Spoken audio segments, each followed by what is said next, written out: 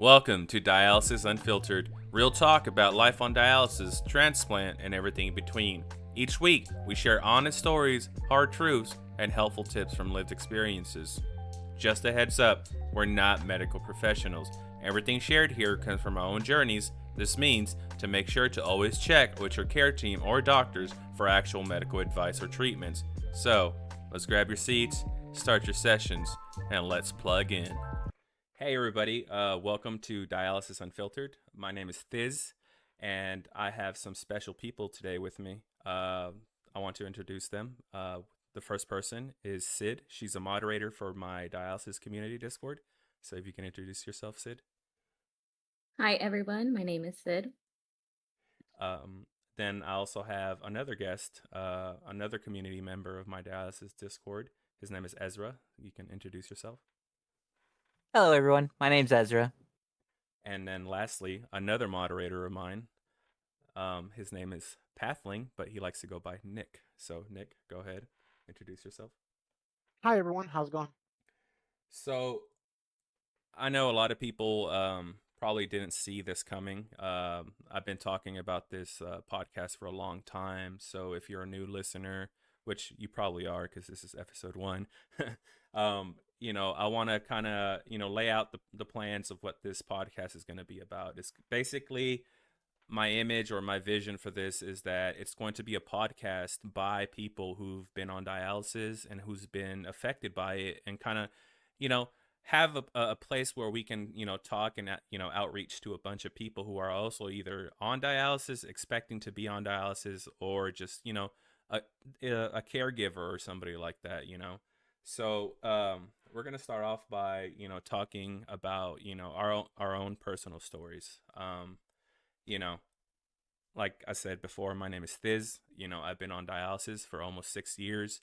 I started back in 2018 when I was 28 years old. Um, when I first started, I really didn't understand, and I was very like, I don't want to say scared, but honestly, I was. There was a lot of stuff that I was unaware of. The first time I heard dialysis, I was like, oh, okay, is this a death sentence? That was the first thing leading me into this deep dark hole of depression that a lot of us get while we're on dialysis. And I felt like I would want to be around people that kind of felt like they needed somebody like what I have now, a community where they could talk to people and not feel alone, and feel like they could you know relate to somebody. And when I was first starting dialysis, there was nothing like that. It was just kind of me, and that's it. And well, of course, my support that I had. And when I first started, I knew a big reality check to me that I felt like I was kind of diagnosed too early for this was going to clinics and seeing a lot of elderly people. I felt like I was like, the black sheep in the bunch. I felt like I was just very like I shouldn't be here. And I feel like a lot of people like that in this community feel. So a lot of these things led up to me wanting to start a community where it was mostly, you know, a bunch of young adults. I was 28 starting, and I know in this community that I have, there's a bunch of people anywhere from like the youngest I think we've had was like a 15-year-old, you know, and Wow. you know, yeah. And it's very hard for young adults too on dialysis, because a lot of the statistics out there and a lot of the information out there is for elderly people, people over 60, 70. A lot of the information isn't for us. So when like for me, when I first got on dialysis, the first thing that I did, of course, was go visit Dr. Google. Going and Mhm. seeing the information there, and it leading to me to find out like, hey, you got 10 to 15 years to live. Uh-oh. So I felt like maybe if there was like a community out there that kind of you know influenced and kind of informed people to get real information from actual patients that are around their age. I felt like that was kind of my whole push to get me started on this community. But I went a little sidetracked. But what's it called? Another little information about me was that I got I was on hemo for about 3 years, and then I tried PD. Um, PD wasn't my thing. I did it for about like 6 months, and during those 6 months, I got peritonitis, which is the most awful thing in the world. It's Oof. so yeah. It was so horrible. I mean, I'm the type of person that kind of like watches everything they do when they were hooking up. I mean everything, but somehow it affected me. And later on, I felt that I kind of found out from other nurses and stuff that like that I wasn't going number two a lot, so that kind of caused a blockage, and I guess something inside of me kind of leaked, a bile leaked, and I got an infection, and that's what led to some peritonitis that I got. But after that, I kind of felt like, what's the point of doing PD when I first tried to do it. I was told like, oh, you're gonna have so much freedom, you're gonna have such a social life, you're gonna be able to work again. And I was like, oh, cool, I'm gonna be able to get off of hemo, which I have to go into clinic, sit at a chair for 3 hours, and get my treatment, and then come home, feel tired, sleep, and then my day's over. It's like I felt like I was just like, you know, locked up. So I tried PD, and it didn't work for me. I know a lot of other people, it works for them wonderfully, and it does great things. But one thing about dialysis, I feel that a lot of people need to know is that everybody's different. Every person is going to have different results. So after being on PD, I went back to hemo, and honestly, I felt like I was way more free with hemo than I was with PD. And after going back on hemo, I stayed on dialysis for another 2 years, and on May 20th of 2024, I got called in for a transplant. Um, and that was after being on a journey of weighing almost 500 pounds and having to lose that much weight to be able to qualify to get on the list. So Wow. yeah, it was a very long journey. So I think that's what major like that took some while for me to get down to, but it was such awakening moment for me to be able to finally get that call and be told, hey, we got something waiting for you that's going to change your life. Because I knew the second that I got on dialysis, the thing that really woke me up too was that the doctor told me, hey, you either change your life, you lose weight, and you get on that transplant list, or you're going to die in that chair. And that was what really woke me up and like lit a fire under my ass, and it made me say, hey, it's you're at the end of the line. It's either you change or you just finish and you know end up 6 feet under. But you know once I got my transplant, I thought everything was gonna be super and all that stuff, but also led to having some additional side effects. I know for me personally, the prednisone kicked my ass. I tell everybody, hey, prednisone's not fun. It's super. It for me, it kind of like it made me feel like I was gonna have a heart attack when I was on the high dosage. And honestly, I wasn't even really on a high dosage. I was on like 30 milligrams, 30 or 40 milligrams, the first couple of weeks out of the transplant hospital, and that stuff was just driving me crazy. Like I couldn't do anything because it was just like taking over so randomly that I didn't know what to do. And actually, the first week that I ended up going to back home from transplant was that um, I ended up going to the hospital twice in one day because I swore up and down that I was having a heart attack because of the prednisone and how it like messed with me super. And even till this day, now I'm down to like 5 milligram dosage every day. But caffeine really messes with me. So besides that, there's a lot of other things that I'm going to talk about later on in the podcast, and I just wanted to give you guys a quick rundown before I pass it on to the next person. So, if Sid, you want to introduce yourself again and give a little rundown of who you are. Yes, of course. So, as I introduced myself earlier, my name is Sid, and I was on dialysis for 5 years, but my journey began when I was 17, so 2014, when I was diagnosed with an autoimmune disease and chronic kidney disease. So, it's been a long journey of battling kidney issues. I was really young, 17, so when I first found out about my diagnosis, it was a shock because it was a whole turnaround. I was a huge athlete, and now I have to deal with something brand new. It's brand new journey. Had to change my whole diet around. Doctors always warned me, like, hey, like later on, you're gonna need dialysis, so you have to prepare mentally for that. And this was always a discussion that came up in my appointments when I spoke to the nephrologist, where you're gonna have to choose which type of dialysis you're gonna want. Like there's PD and then there's hemo. PD goes through your belly, and then hemo has to do with your veins and it involves blood. 5 years passed of being on chronic kidney disease. I was doing okay while I was going through it, but I did have a lot of like brain fog. My appetite was terrible. I was always tired, lots of sleep. And when it got to that end stage renal disease, I knew it was time at that point. It was still something very impactful where I just realized like I still had some freedom back then, but now it's kind of just out of the door. That's how it Mhm. felt like to me. As Tissel said, I also tried PD. I only did PD for like 8 months before I got my transplant. And during that journey, I actually felt the same way, where I felt like it was just a lot of work and I felt like I was tied up. And I only chose it because I knew it was going to be gentler on my body, and I wanted to make sure I lasted as long as possible or stayed healthy for that transplant.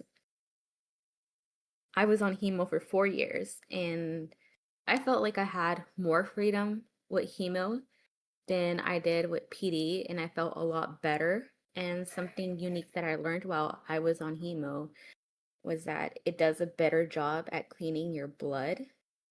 Um, and PD, since it works slowly, you have to be a bit more vigilant when it comes to phosphorus because it does not clean your blood as well as it does with hemo.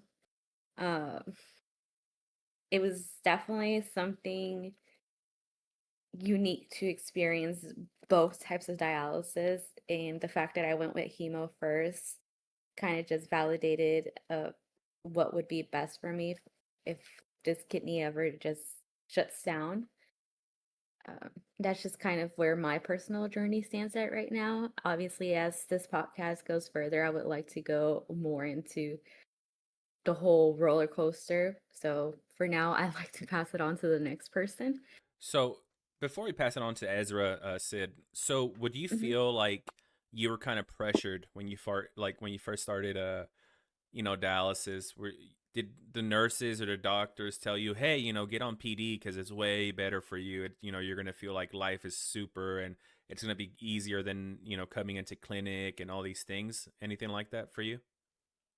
So actually, for me, I had a very unique experience where I had a nephrologist who was negligent on my care. Oh wow. I was supposed to be on dialysis way before I ended up at the hospital.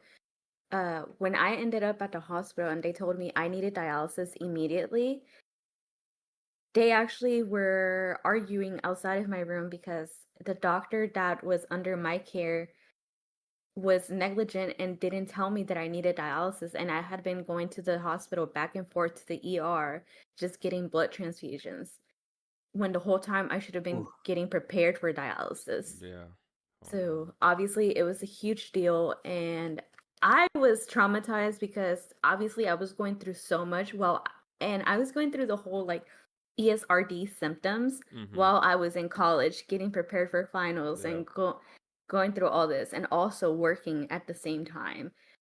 And Jeez. I would say this is where I messed up because I was feeling all these symptoms, but I was focusing more on school Mm-hmm. and work and not letting know, hey, I'm feeling this way. But I was at the same time they were getting blood work for me. So they should have been known that, hey, I think it's time that you start getting prepared what to choose. So I actually didn't have a choice on what I wanted. It was just instantly hemo. They and when I went in, I actually had someone who was a match for a transplant. Oh. And so I was planning to get that transplant in the next 4 or 5 months. So they weren't really worried about which type of dialysis do I want to choose to move further on. Mm-hmm. They were more focused on, okay, let's keep you healthy as much as we can, so you're ready for that transplant because it will be coming soon. Little did we know that transplant was not going to go through because the person who was supposed to be my donor ended up gaining some weight, so they Oh, didn't qualify anymore. no. And it was very unfortunate and obviously heartbreaking because when I went into dialysis, I was like, okay, I'll be fine. Like, I'm gonna get my transplant soon. I just have to push through this. And whenever I found that out, obviously we go into the COVID shutdown, so it slows down everything even Mm-hmm. more. Where I Yep. get kicked out of insurance and Yep. all this. So I was never pressured into choosing until they realized, okay, I don't think we're gonna get this transplant anytime soon. Wow. And the doctor was like, you need to go get your fistula. But I was so against the fistula because I just felt like the transplant was coming soon, Yeah. even though I didn't have insurance at the time. That's And crazy. I could tell they were a little upset because I kept denying it, but I was doing just fine with the catheter. I was having no issues. Um, for some people that don't know, when you go into emergency dialysis, you get a neck catheter Yep. or chest catheter in order to do emergency dialysis instead Mm-hmm. of a fistula or graft. Yep. And doctors don't really appreciate that because obviously it makes you a high risk patient because you can easily get an infection Mm-hmm. and you can't take your normal showers or anything. So they were really like, you need to get that out. You need to get a fistula. I went and got my veins mapped, but I never went and got my fistula. I ended up having that catheter throughout the 4 years I was on hemo. Mm-hmm. Oh wow. Yeah, it was definitely not the way I don't recommend it, but I was really super, super careful with that catheter. I So remember sorry, when just a sidetrack, but you had uh-huh. to shower with that for 4 years? Yeah, that's Yeah. That's So incredible. my shower routine was very unique because I just didn't want to take the risk. And obviously, if something happened, it would be my fault. I would wash my hair over in the sink, and then whenever I would take my showers, I would like keep my neck out of the water, and I would do like the whole routine outside. Like when it came to the neck area and stuff, I would do it outside of the shower, and I would okay. use like a little wash towel and kind of like rub around, and then I would Man, even it's have an like entire sport for you. Yeah. yeah, it was. And I would have even like alcohol wipes where I would like disinfect around the area, and I had like even extra gauzes and stuff to like just because with the dressing it would always fall off because I live in Texas. Texas is hot. It's Yep. humid, especially and that would not last long throughout the weekend. So I always had extras and extra tape. So it was definitely a lot of care. And when I switched to dialysis, I realized that maybe I should when I switched to PD, I apologize. I realized that maybe I should have went to PD in the first place because it was a lot easier. I will say it was a lot easier, but it did feel more like you had to make sure you had a schedule, and I wasn't used to that when it came to hemo. So it was a huge change to switch from hemo to PD. It was a huge transition right there. Awesome. So let me ask you this. So did Mhm. you were you when you were washing, because I know for me whenever I was on PD, it was also such a hassle to like get nice like showers in because you couldn't submerge yourself or mess with anything near the stomach area with the tube sticking out of Mhm. you. But did you ever get like a shower head that was like detachable? Because I know for me it like helped a lot. Like it was very like nice to be like, I know I had my my partner in during that time take off the detachable shower head, and I would bend over the bathtub, and they would shower my head and my hair and all that stuff. And then for the bottom part of me, then I would go in by myself, and yeah, I would sit like on a, what is it called, like a, I don't want to say a bucket, but The ledge like or yeah, the something. ledge, or I would put like a little stool, there you go, plastic stool inside the bathtub, and then I would wash my lower half. So I don't know if like you ever tried that. Did you, or what did you have like cups you would fill up water with, or how did you go about that? Whenever I was on PD or Yeah, when both, you were on are we PD. talking about? On Okay. PD. When I was on PD, I actually took just normal showers. Once it healed, I just took normal showers. I had no issues whatsoever. I just made sure I always disinfected the whole shower. Mm-hmm. My nurse was like, it would be better if you just take your normal shower, but make sure you clean your dress, like where the catheter is for PD in Mm-hmm. your abdominal area. Yeah. He's like, just make sure you wash it with antibacterial soap. And so Gotcha. that's what I would do. Um, I never got an infection or anything, so whatever he told me to do actually worked You did it. very well with me. Mm-hmm. Mm-hmm. Did And he was just like, grab a washcloth, wet it up, and put some antibacterial soap on it, and then brush around it because it's better to go to do that than to kind of just let it be. Did you ever try like those little patches? I know I've seen some online where companies sell like these PD patches or something like that that cover up the port so you can take a shower, and it kind of like lets you know if, you know, they have like something built into them that kind of lets you know if there's like liquid that goes into. So if it's been like compromised or anything like that, did you ever mess with stuff like that for you? I will say, when I was too lazy, I did use one of those patches, but it was a different type of patch. It was one of those like just shower guards. Yeah. It's a special company that sells it on Amazon. They would even send you like a happy kidney sticker, like stay safe, blah blah Oh, that's blah. awesome.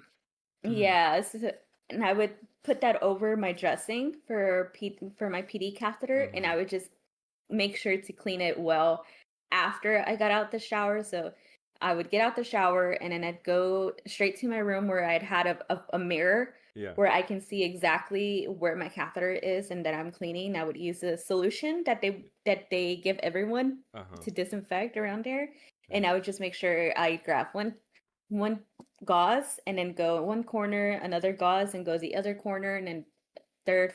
I would use like four gauzes, and then after I let it dry, I would still go around with an alcohol wipe Uh-huh. and clean around. And while I did that, like I had my face or my skincare going on at the same time, Oh, so it was wow. like multitasking. Yeah. Uh, and then let it dry, obviously, and then I would put up like my normal dressing, and then that's how I stayed safe throughout with my PD catheter, Gotcha. where I had no issues.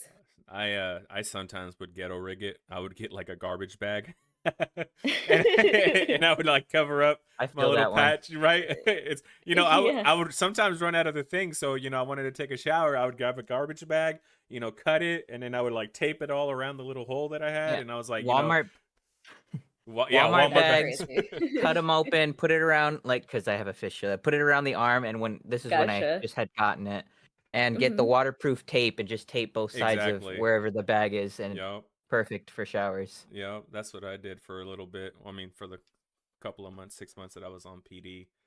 But That's funny. yeah, That's what that's they would do for me at the hospital whenever I would have an IV and they didn't want me to get it wet or yeah. something. That's what they would do to protect it in the showers. Jeez. Yes, Sid was over here speaking my soul because I'm like, yeah, I did that for 4 years on hemo too. You got to do what you got to And I do. was, yeah, you got to see him stay clean and not smell around Exactly. everybody. And that's like one of the biggest Right. things people don't know is like when you're on PD, it's so easy to get peritonitis. Now, you do have those people that apparently been on PD for like thousands of years, never got peritonitis, never did that, never done that, and I applaud them, you know, cuz they're very precise and very, you know, stick to one thing and that's it. But for me, I mean, I tried everything to be able not to get that peritonitis after the second time, even after the Yeah. first time, you know. But nope, it just still came after me. I was like, I don't know what I'm doing. Is it the water that I'm showering with, or you know what? You know, honestly, probably. You know, but you know, probably the little town that I lived in, you know, probably didn't have the best water, but who knows? Um, Yeah. I always also made sure that my shower head was always clean, so maybe that also played a yeah, huge role in that. you know, I was told to do that to like dip it into bleach, right? So I had like a Mhm. chromed shower head. I dipped it Mhm. into bleach. I left it overnight. I woke up the next morning. All of the chrome was like rubbed off the shower head. And the water, yeah, the bleach, it looked super nasty. And I was like, what? It was like, what is this bleach? Is it the bleach or is it the cheap shower head? You know, like what's going on here? Like, I was like, I'm pretty sure whatever I did, I just messed something up. It's like, I wasn't either supposed to do that to that shower head or I'm supposed to get a plastic one. But, you know, something definitely wasn't right there for me. Bleach is powerful. Oh, exactly. Is there anything else you want to share, or do you want to pass it on to Ezra next? I'll go ahead and pass it on to Ezra next. I'm interested in your story. Yeah, so go ahead, Ezra. The floor is yours. Howdy, I'm Ezra. I'm also from Texas. I was Woohoo. on hemodialysis for 4.5 years. Wow. Me and Sid actually kind of have a similar story. So everything started when I was 17, 2013, I believe. I the math might not math there, but it was definitely 2013. Um, so I had a girlfriend at the time, and she wanted a muffin from the bakery across the street, and I was like maybe 5 minutes away from the bell ringing, and so I was like, "Okay, I'll go get your muffin, and I'll be right back." So I run all the way to the store. I booked it, sprinted it. This is before any symptoms or any kind of mention of kidney failure in my life. Mm-hmm. I booked it over to the bakery. I booked it all the way back, gave her the muffin. But on the way over to back from the bakery, I actually twisted my ankle Oh, really bad. jeez. So I was limping the entire day. It hurt, but I was like, "This is school. I can't interrupt my parents in the middle of school. Come get me." And I don't want to have to deal with the nurse saying, "Oh, you're fine," you know. Right. So Put some ice on it. uh, yeah, I basically put some ice on it, right? So when I get home, it's still hurting. It's still really hurting. Given this was like right in the morning when I sprained my ankle or twisted it. Um, so it's still hurting. I'm thinking something's wrong, and so I tell my parents when everybody's home, and so we go with the, heat it up, put it on ice, heat it up, put it on ice, just the cycle. Um, we even get this little tub just filled with water. After about, I want to say a week or two, my ankle is still swollen, like really badly swollen, and so that's when we get the idea. Okay, maybe this is a hospital issue. So we get there, and they don't tell me that they base because it's not hurting anymore. Is the thing? It's just swollen. Mm-hmm. Um, they tell me that it's actually edema, and it's due to kidney failure. Oh, So big old shock there. Don't know how the twisted ankle kind of activated the symptom, but um, that's how I found out that I had what's called MPGN type 1. Please don't ask me to say the full name out loud I was because about to it's say, a what? What is mouthful. that? It's membranoproliferative glaucomeritis or something Oh like that. my! I know I'm in the ballpark. It sounds like a Harry Uh, Potter Okay. spell. yep, that's what I say to all the doctors too. Um, so type 1. So 17 is where that all starts. They put me on some medication, and they also put me through chemo. Chemo actually sends me into remission, and I'm Oh wow! I'm decent for a good few years. They just tell me take prednisone and this other medication. And I can relate to the prednisone being awful. Yeah. When I Yes. was taking Horrible. prednisone, I gained a lot of weight because I was naturally just my metabolism was naturally high, and so I didn't Mm. really pay attention to the calories I was eating or anything like that. But once I started taking prednisone, it all started catching up to me. um, Mhm. and again, I was still pretty good for the next few years.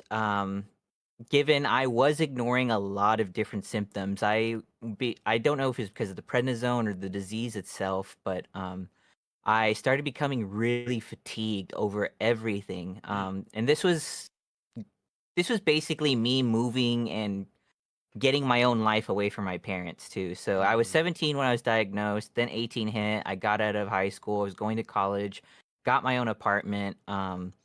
Was working at I live in San Antonio, so I was actually working at the Alamo as a Oh photographer. wow! Yeah.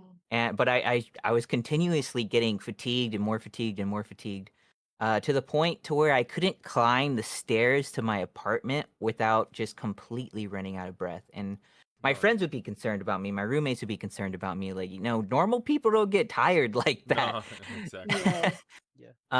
And I was like, I'm just weak. I just don't work out. I just need to work out. And I kind of just pushed it to the side. I would take my medication, but I would push all the symptoms to the side because I was like, I'm taking my medication. I should be good. Um, Hmm. or more so, it just didn't even encroach into my mind that maybe the disease has something to do with it. I just was like, this is just me. Um, so 25 hits. I have a completely different job than the Alamo. I'm working at a small tech firm, hardware, um, for computers and stuff like that. And I'm in the middle of a call trying to diagnose this woman's issue with her computer. She can't get Windows to install properly. And all of a sudden, I just can't breathe. I feel awful. I feel like there's a weight on my shoulders that I just can't lift. Mhm. My legs don't want to move. I To this day, I don't know exactly what happened, but I instantly knew this is my kidney. This is something wrong with my kidney right now. Something about the intake of what I ate today, something's affecting me. And so I politely tell her, "Can you please hold?" I get my coworker to take the call instead, and I just go take a break in my boss's room because he wasn't there at the time. Mhm. And I'm realizing that I can't work the rest of the day. So I tell everybody who needs to know, and I get my parents to come pick me up because there's no way I'm driving in that condition. They take Mhm. me to the hospital, and I need to do emergency dialysis. Oh wow. So that's the chest catheter part. I don't remember much of it.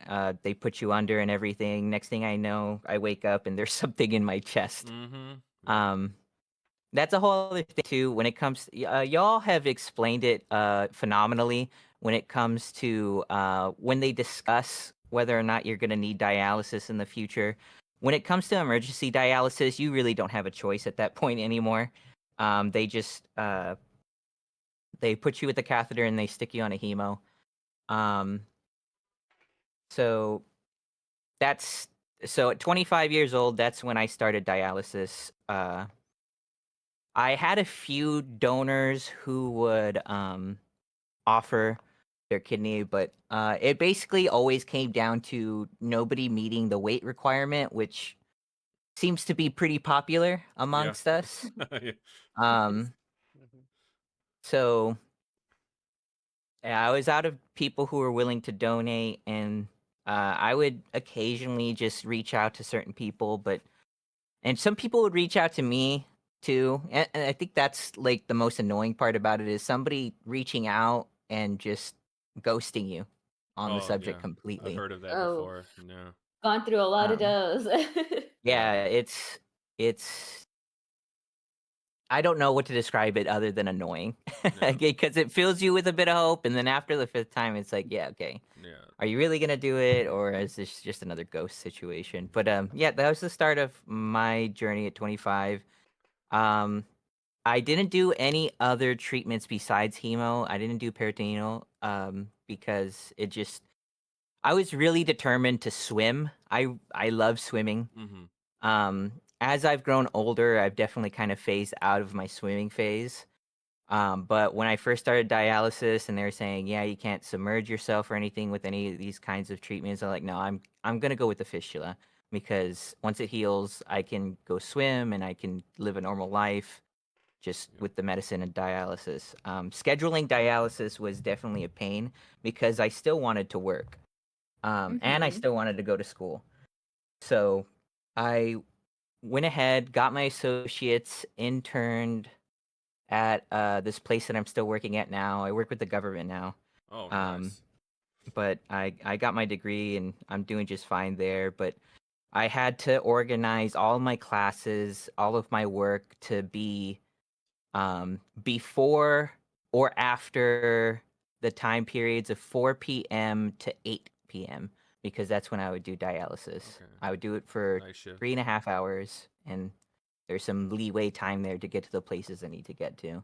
That's crazy. You're able to Um, do all that while on hemo. I know for me being on hemo, like I couldn't do anything. Like I would literally go in the morning, like at 5:30 in the morning, do my sessions, get home, eat, and I would take a nap and I'd be out for the rest of the day until like 9 o'clock at night. And then I couldn't go back to sleep because I already slept for so long that it would cause me to just stay up all night and that just caused the ripple of side effects of me not having a stable sleep schedule, being so just it was horrible. So that's Yeah. Yes, I agree. I don't I know. had Yeah. a similar situation like Ezra, where I also was doing school and dialysis, but I was only able to do that for like 2, 3 years.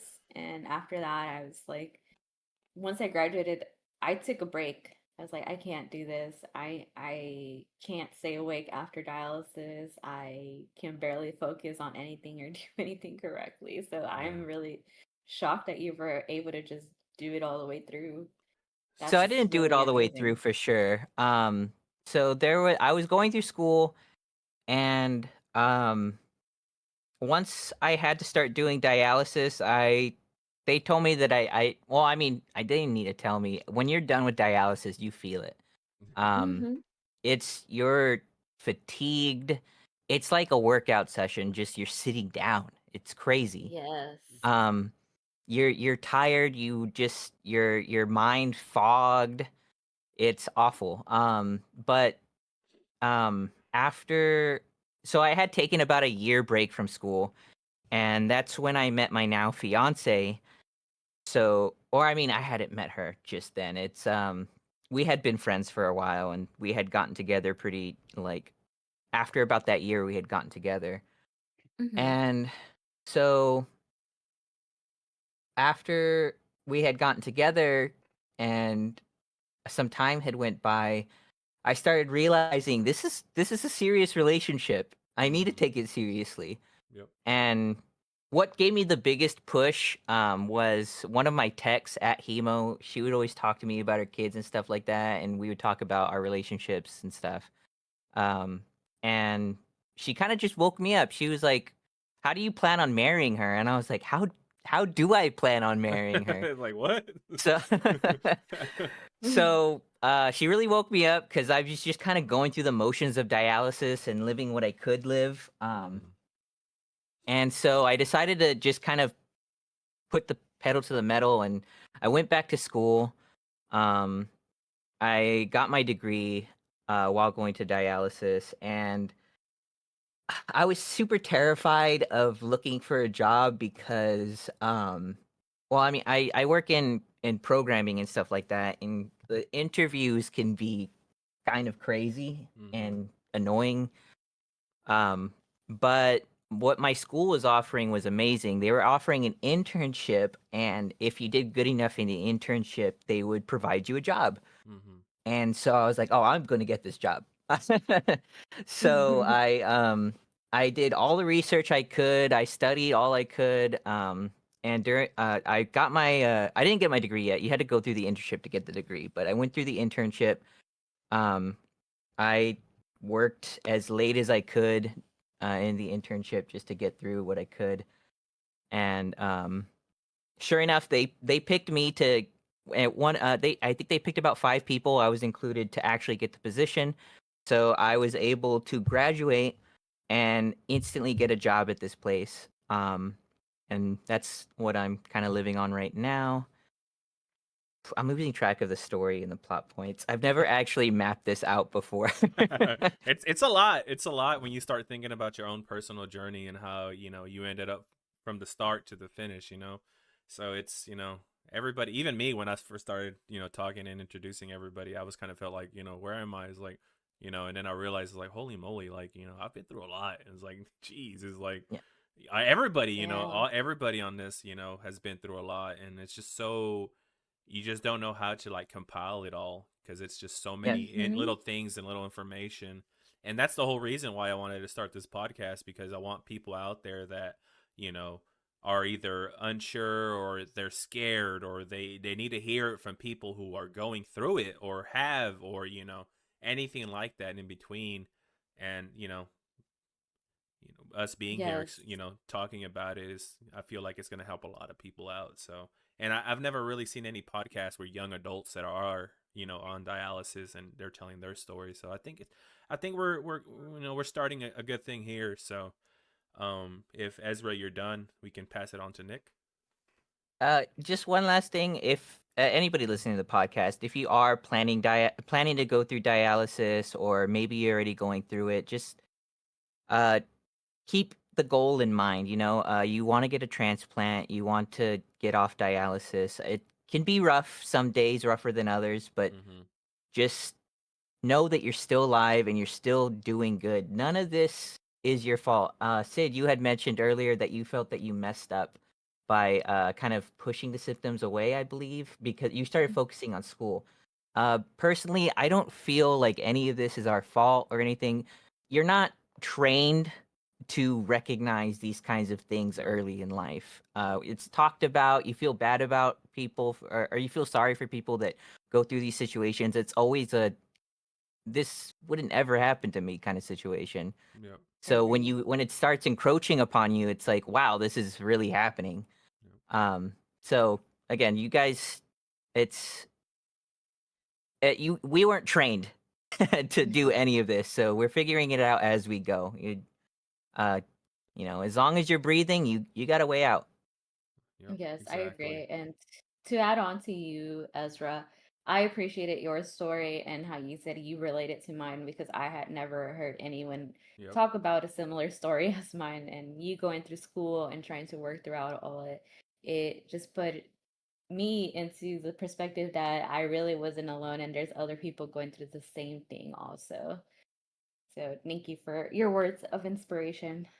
And thank you for. Yeah, I have the exact same feelings. It's awesome to meet somebody else around my age that's gone through this kind of struggle. Yep. So it's now it's your turn, Nick. Go ahead. The floor is yours. Okay. I've never put this into words. I've definitely worked on this multiple times. Um, but my story starts out a little bit different than y'all's. Um, from day one, it was a life sentence. Yep. Um, from birth, the doctors sit here and rushed me away to a much larger hospital, sitting here taking a look at me. Um, and the diagnosis was very cut and dry. We don't think he's gonna make it through the night. Um, obviously, I'm here giving my story and my testimony to the whole event. So I clearly made it through the night. They have no clue what they're talking about. But they shortly after birth, they sit here and took out one of my kidneys due to the lack thereof function and it actually causing more harm than good. Um, and then they said the other one would last me till I was roughly sometime in my 20s. Um, sadly, that wasn't the case. Uh, I was about to graduate from 8th grade, um, doing theater stuff. Um, we were 2 weeks away from opening the play, and my father decided to sit here and set me up a what is it? Just like a annual physical, like to go get checked by your doctor. Okay. And so I went in and sit here and got everything checked out. And my doctor, who's known me since birth, in pediatrics, was like, "Wow, like I never thought you'd look this good. Like Jeez. I'm surprised. Like you look like crazy healthy right now. Like It's like I wow." didn't see this. Jeez. And I like weighed 90 pounds soaking wet, like in 8th grade. So Oh wow. something clearly was a little bit off. So um they see her done blood work and sent us home. And the next day, um I was in school and dad just shows up and goes, "Hey, we're going to the doctor." I'm like, "Okay, this is random. Typically, like we know, like we go like every 6 months or something, like do blood work and a checkup and that sort of stuff. I've been doing that since I was born." Um, but okay, so we head on up to the doctor's office and I'm like, "What's going on?" And they were like, "You look great physically, but your blood work's way off." And I'm like, Uh oh. "What's way off?" And my GFR was like 18. Okay, it was pretty bad. And we get there, they do a whole bunch of blood work and they put me in a room and they're like, they walked in, they're like, "Okay, you're going on dialysis." I'm like, "What?" They're like, "Also, we're gonna keep you on your birthday Jeez. in the Oh. hospital Happy 13th Mm-mm. birthday to me. Yeah, I know. Right. Um, Happy birthday. I would right. have I thought mean, someone. that's pretty rough. So I sat here and spent a couple days in the hospital. They at least let me finish out my 8th grade year, kind of graduate semi-normal and whatnot. And then over the summer, they were like, if you do hemo, which they're gonna want you to do hemo, like my pediatric doctors were awesome. They were like, they're gonna want you to do hemo, but if you do hemo, the clinic in your hometown, an hour and a half away, won't take you. We're like, okay, well, where's the closest clinic that'll take a pediatric patient? They're like us, and I'm like, oh, okay, that's crazy. Okay, so we're gonna have to like drive 3 days a week to come get dialysis. And my doctor was like, well, there's this thing called peritoneal dialysis. So, um, over summer, I got that place and started doing PD. And I wasn't religious. Like, I still had kidney function. They weren't overly concerned about me. I barely ate as it is. So, like, it was a very lenient at 13 at Paris. And, um, and I got a transplant, like, later that year. And I see him did transplant until that kidney failed 7 years later. And I had started back to school. I feel like there's a correlation here. And I started back to sit here and get an associate's degree. And I was like, well, like it was emergency hemo. My GFR was 29 when I walked in the door, and I had walked over a mile and a half from the parking deck to the ED. And the doctors were like, "You're a walking corpse right now. Like, I don't know how you made it across the parking deck over here to the ED." Jeez. And so we sit here and started that, got that ball rolling. Shortly after, I got placed on PD and could kind of go back to my old rhythm of things. And I graduated with 2 associate's degrees while I was doing PD. That's awesome. And as soon as I graduated, I got accepted to university, and I started 6 months the fall right before COVID hit. And on my Christmas break, between fall and spring semester, um, I thought I had appendicitis, but it turned out my old transplant started to want to fully reject after 4 years. And I had to go in to see her and actually get the transplant removed. And it basically ate away both of my like 2.5 weeks of being off. I was in the Jeez. hospital, and I had Wow. 3 days to get my books and get my stuff together and be back in class in the new year. And Wow. everything went to absolute crap when COVID hit, and I just kind of like upended it all. Like I was just like, well, okay, I can't do this online stuff. And then in the midst of all that, them sitting here and taking out the old transplant, it threw off me getting to stay on PD. I had to go back to hemo, and I stayed on hemo for 4 years doing a perm cath or chest cath. They wanted me to get official. I'm like, no, y'all keep saying we're gonna get a transplant sometime soon. I'm like, sit over here the whole time when she was talking. I'm like, well, hard headed, really in common there. And I sat here and did that for 4 years until I got my second transplant.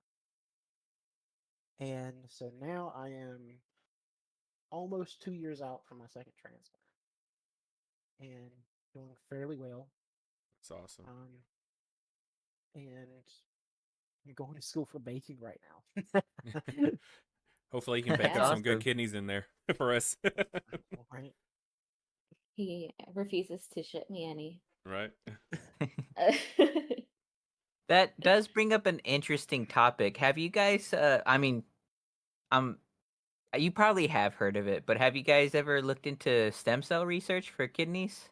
No, that's a whole that's a whole It different subject. I feel like Yeah. if he would talk about that Just a right now, minor yeah, side thing. we would end up with a over an hour episode for tonight. I think it's something we're definitely going to discuss it for sure 100%. There's we're just starting off. We're introducing each other and kind of letting the audience know who we are. But there's definitely a lot planned, which leads me to letting everybody know what to expect. And for right now, my main concept for all this, like I said at the start, is just to kind of provide another source for young adults to know that there's other people like them out there. Even though they feel like when they go to clinic all they see is older people, you know they at least will Mhm. feel like, hey, we're here, we're going through it, we've done it, we're succeeding, we got a transplant, we're continuing our lives.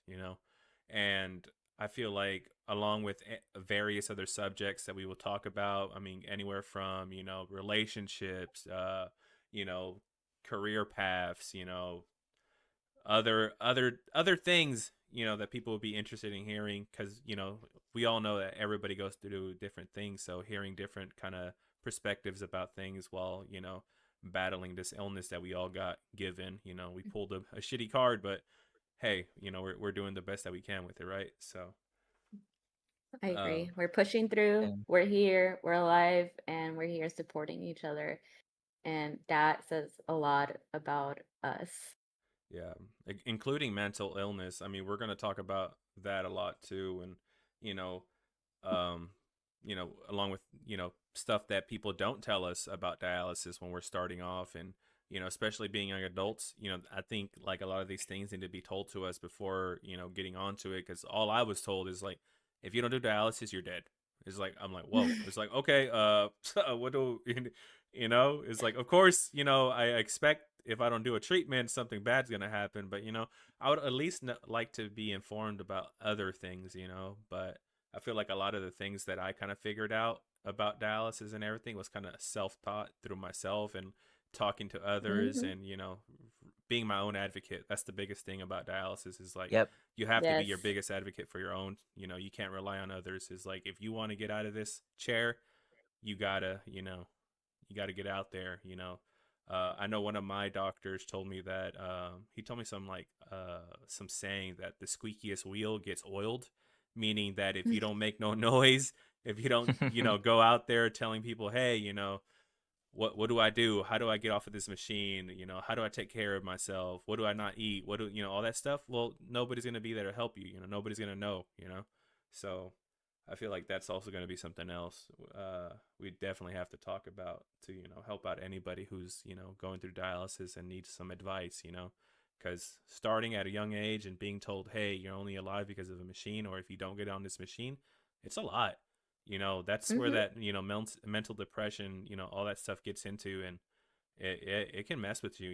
And sadly, some of us don't make it out of that mental rut, and it leads us down a different path. But I feel as long as everybody knows that somebody's out there that's willing to help them, and somebody's out there that's in the same situation and around the same age, everything is going to be okay. And that leads me to also say, we also do have a Discord community for anybody hearing. I started it back in 2022. We have over 400 something now members. We're pretty active. I mean, we have a lot of different people, a lot of different stories. Everybody here is very friendly. Everybody's willing to help, give you advice, and lend a helping hand out. So if you want to join the community, if you want to be part of the community, there's a Discord link on the bottom of the in the title page on YouTube and on TikTok. I will also put it on there too for you guys on the main page. Um, but besides that, anybody want to say anything else before I shut the episode down? I just want to say thank you to everyone who was here. I really enjoyed hearing everyone's stories, and I appreciate being able to relate to you guys. And also, thank you to whoever is listening to us right now. And I hope that our stories also help you in the future. And thank you, Tis, for creating a platform where we can also vent out some of the things that we have all gone through in this dialysis journey.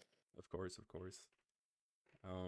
Anything you want to say, Ezra, before we leave? Pathling or Nick? I just want to say thank you for having us on. This was, I think the community that's been built is amazing. Um, there's tons of stuff to do in the Discord server, book club, looking for any games to play online. I mean, I know if you're not doing anything and you're on dialysis, and I mean, obviously you're doing something, right? You're surviving, but I mean, some of us take break from work, school, and stuff like that just to kind of rest. Um, Games are a good way to take a Definitely. break, and Yep. so this is a good community to find people to game with.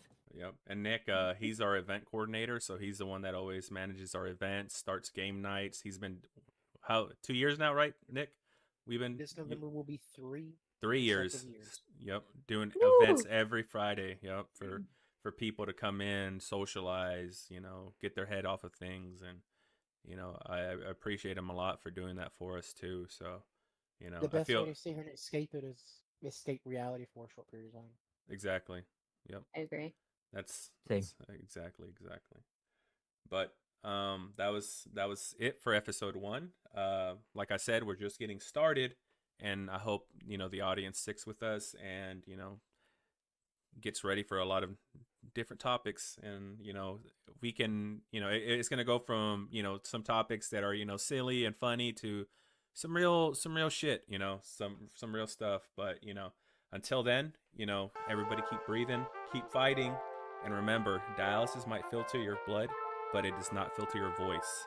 Be your own advocate. Ooh, And strong words. Yeah, exactly. Yep. So take care of yourselves, guys. See you next episode. Peace and love. You always come first. Be your own self advocate, as mentioned. See ya.